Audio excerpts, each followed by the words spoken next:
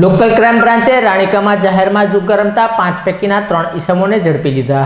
Local crime બ્રાન્ચની team પેટ્રોલિંગમાં હતી તે વેળાએ બાતમી મળી હતી કે અમુક ઈસમો રાણીકા વિસ્તારમાં જાહેરમાં જુગાર રમી રહ્યા છે।